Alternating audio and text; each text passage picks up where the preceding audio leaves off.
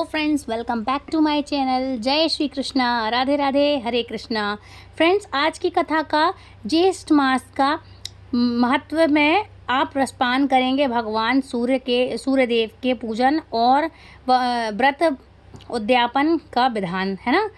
और द्वादश आदित्य आदि के नाम और रथ सप्तमी व्रत की महिमा। साथ ही आज रसपान करेंगे सूर्यदेव के रथ और उनके साथ भ्रमण करने वाले देवता नाग आदि के वर्णन के बारे में। ठीक है, तो शुरू करते हैं आज की कथा का स्मरण। ठीक है, तो भगवान श्री कृष्ण ने कहा, सांप, अब मैं सूर्य के विशिष्ट सांप मतलब उनका पुत्र था ना जो सांप, अब मैं सूर्य के विशिष्ट अवतारों पर होने वाले व्रत उत्सव और पूजन की विधियों का वर्णन करता हूँ। उन्हें सुनो। किसी मास के शुक्ल पक्ष की सप्तमी ग्रहण या संक्रांति के एक दिन पहले एक बार हविष्य का भोजन कर सायंकाल के समय भलीभांति आचमन आदि करके अरुणा देव को प्रणाम करना चाहिए तथा सभी इंद्रियों को संयम में रख करके भगवान सूर्य का ध्यान करके रात्रि में जमीन पर कुश की शैया पर शयन करना चाहिए। दूसरे दिन प्रातः काल उठ करके विधि पूर्वक स्नान संपन्न करके संध्या करें तथा पूर्व भक्ति मंत्र ओम खलरी भगवान की पूजा करें। अग्नि को सूर्य ताप के रूप में समझकर वेदी बनाएं और संक्षेप में हवन तथा तर्पण करें। गायत्री मंत्र से प्रोषणों का शोधन कर दो, यानी कि शुद्ध कर दो कुओं की प्रदेश मात्र की एक पवित्री बनाएं। फिर उस पवित्री से सभी वस्तुओं का पोषण करें अर्थात शुद्ध करें। घी को अग्नि पर रखकर पिघला लें। उत्तर की ओर पात्र में उसे रख दें। फिर अग्नि में 3 बार घी डालें। सवा आदि का कुश के द्वारा परिमार्जन और सर्पण करके अग्नि में सूर्य देव की पूजा करें। दाहिने हाथ में श्रवा ग्रहण कर मूल मंत्र से हवन करें। मनोयोग पूर्वक मौन धारण कर सभी क्रियाएं संपन्न करनी चाहिए। पूर्वाहुति के बाद तर्पण करें। फिर ब्राह्मणों को उत्तम भोजन कराना चाहिए और यथाशक्ति उनको दक्षिणा भी देनी चाहिए। ऐसा करने से मनवांछित फल की प्राप्ति होती है। माघ मास की सप्तमी को वरुण नामक सूर्य की पूजा करें।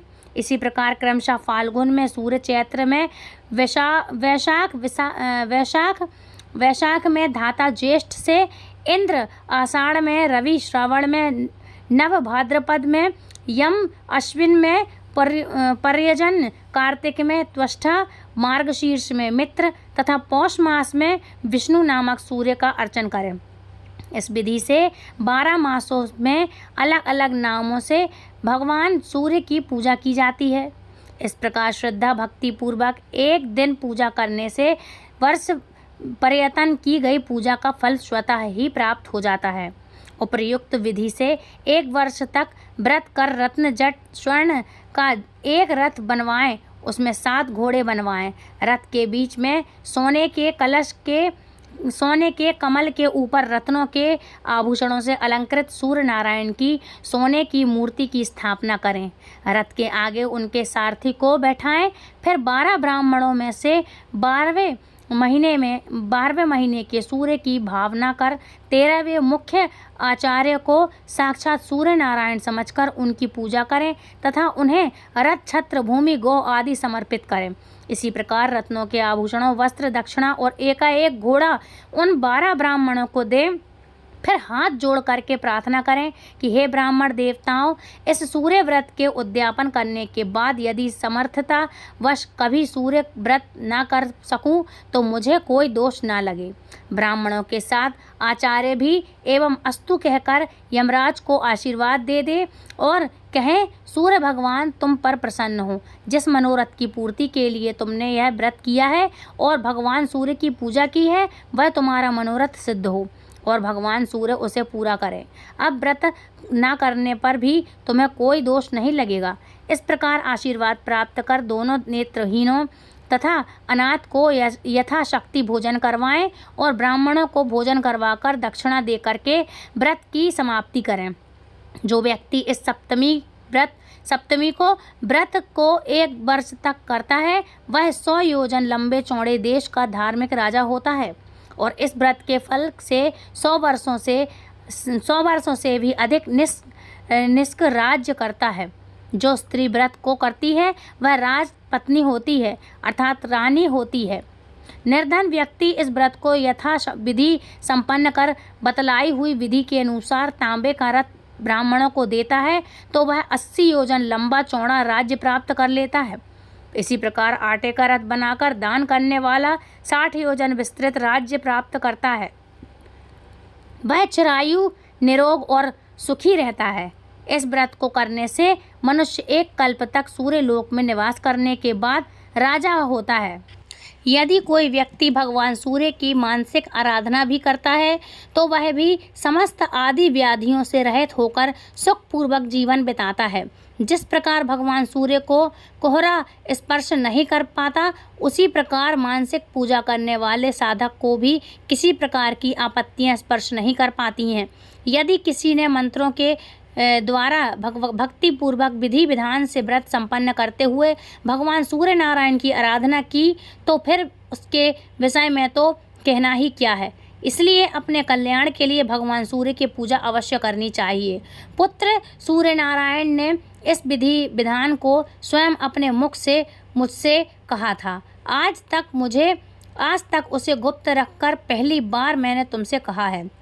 मैंने इसी व्रत के प्रभाव से हजारों पुत्र और पौत्र को प्राप्त किया है, दैत्यों को जीता है, देवताओं को वश में किया है और मेरे इस चक्र में सदा सूर्य भगवान निवास करते हैं।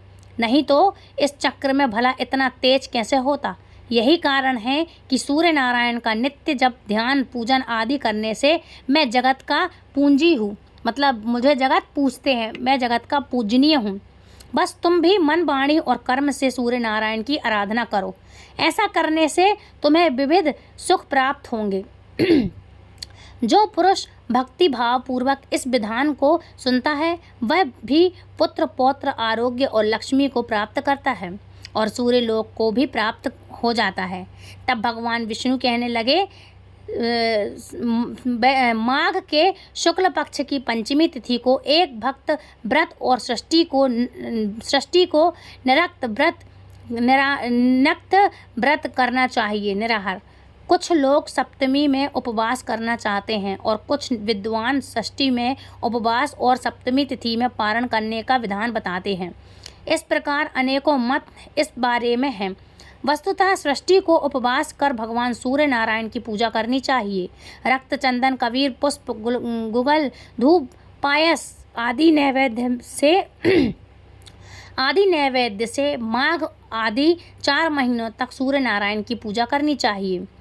ज्येष्ठ मास सूर्य नारायण को समर्पित होता है। इस प्रकार पूरे ही मास में भगवान सूर्य नारायण की विधि विधान से पूजा करनी चाहिए। आत्मशुद्धि के लिए गोमय मिश्रित जल से स्नान, गोमय का प्रास और यथाशक्ति ब्राह्मण भोजन भी कराना चाहिए। ज्येष्ठ आदि 4 महीनों में श्वेत चंदन श्वेत पुष्पकृत कृष्ण अग्र धूप और उत्तम नैवेद्य सूर्य नारायण को अर्पित करना चाहिए। इसमें पंचवन कर ब्राह्मणों को स्वादिष्ट भोजन कराना चाहिए। अश्विन आदि 4 मासों में अगस्त्य मुनि पराजित धूप और गुड़ के पुओं के द्वारा नैवेद्य तथा एक शूर रस भगवान सूर्य को समर्पित करना चाहिए। यथाशक्ति ब्राह्मण भोजन कराकर आत्मशुद्धि के लिए कुश के जल से स्नान करना चाहिए। उस दिन कुशों का ही प्राशन करें। व्रत की समाप्ति में ज्येष्ठ मास के शुक्ल सप्तमी को रथ का दान करें और सूर्य भगवान की प्रसन्नता के लिए रथ यात्रा उत्सव का आयोजन करें। महापुण्यदायिनी इस सप्तमी को रथ सप्तमी कहा जाता है। यह महासप्तमी के नाम से अभिहित है। रथ सप्तमी को जो उपवास करता है वह कीर्ति धन विद्या पुत्र आरोग्य आयु और उत्तम कांति को प्राप्त करता है। हे पुत्र, तुम भी इस व्रत को करो जिससे तुम्हारे सभी अभीष्ट की सिद्धि हो। इतना कह करके शंख चक्र गदा पद्मधारी श्री कृष्ण अंतर्ध्यान हो गए।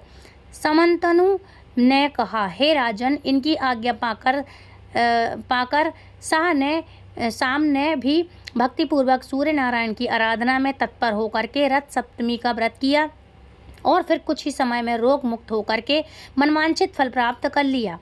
अब जा सूर्य देव के रथ और उसके साथ भ्रमण करने वाले देवता नाग आदि के वर्णन के बारे में राजा शतानिक ने पूछा, हे मुने, सूर्य नारायण की रथ यात्रा किस विधि विधान से करनी चाहिए?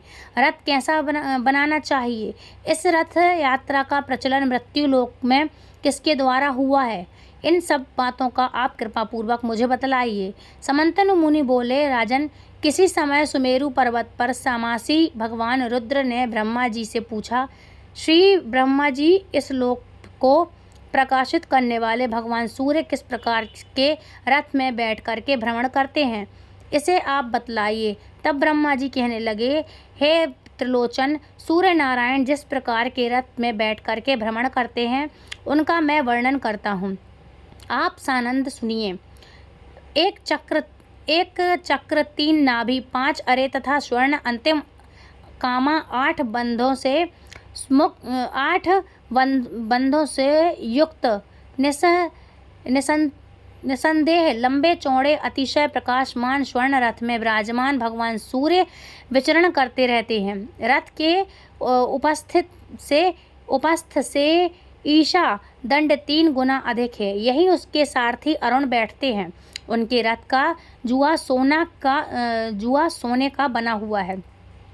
रथ में वायु के समान वेगवान छंद रूपी 7 घोड़े जुते रहते हैं। संबंध सर में जितने अवयव होते हैं वे ही रथ के अंगक हैं। तीनों काल चक्र की 3 नाभियां हैं।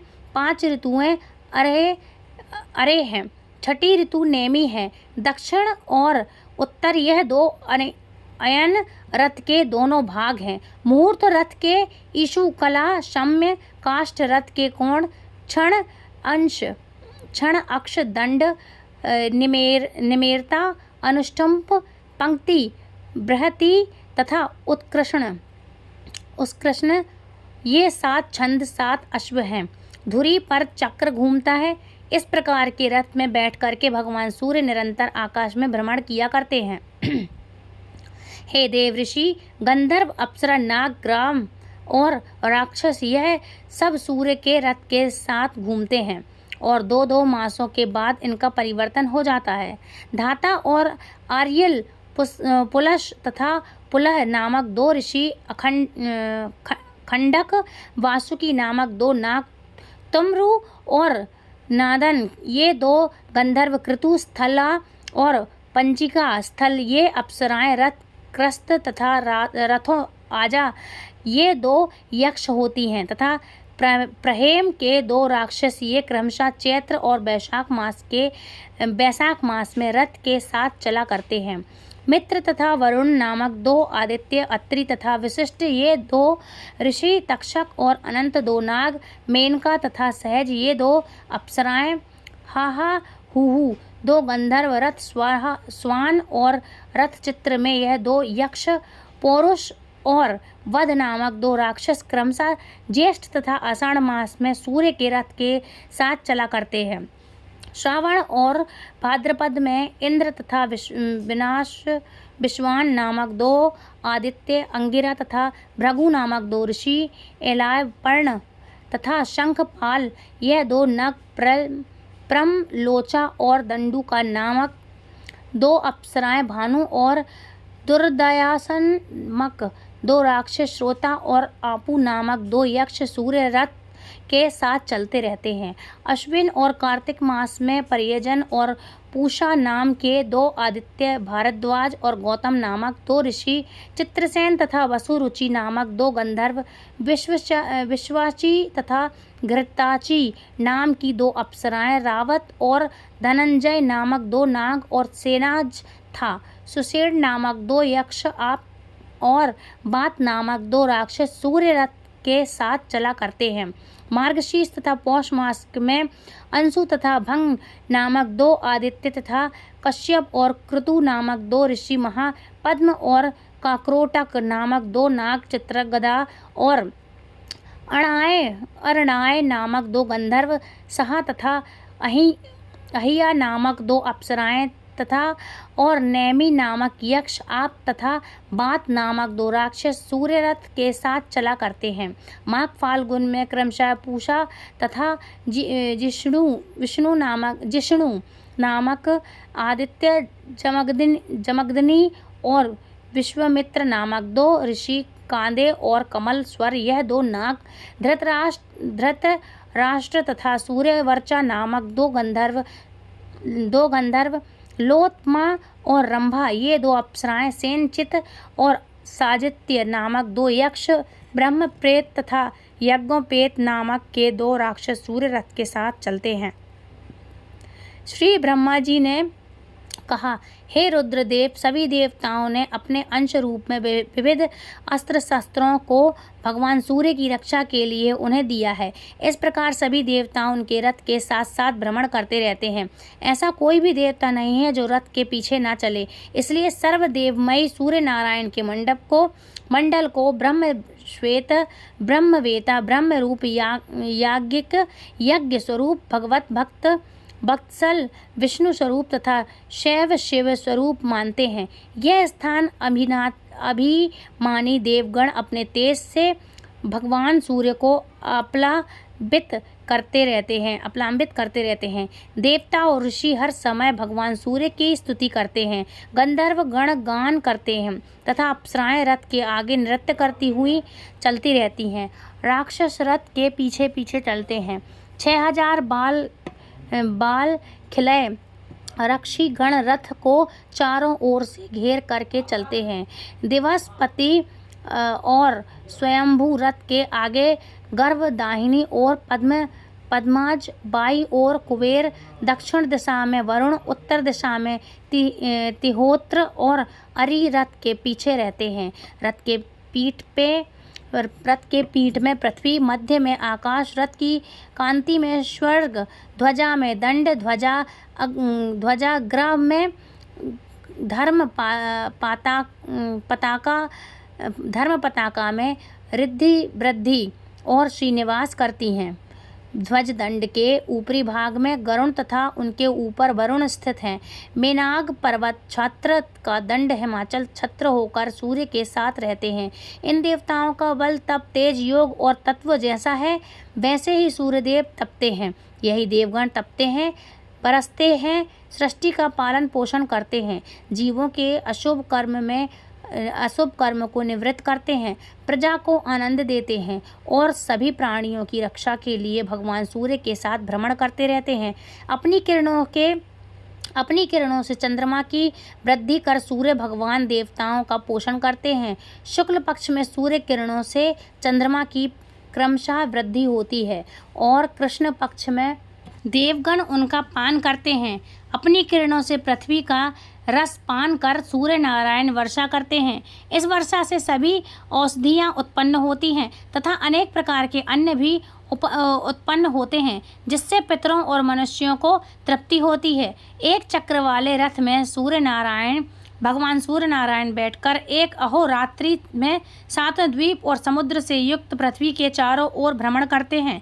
एक वर्ष में 360 बार भ्रमण करते हैं। इंद्र की पुरी अमरावती में जब मध्याह्न होता है तब उस समय यम की संयमपुरी में सूर्योदय, वरुण की सुधा नाम की नगरी में अर्धरात्रि और सोम की विभा नाम में सूर्यास्त होता है। संयमनी में जब मध्याह्न होता है तब सुखा में उदय, अमरावती में अर्धरात्रि और विभा में सूर्यास्त होता है। सुखा में जब मध्याह्न होता है तो उस समय विभा में उदय, अमरावती में आधी रात और संयमनी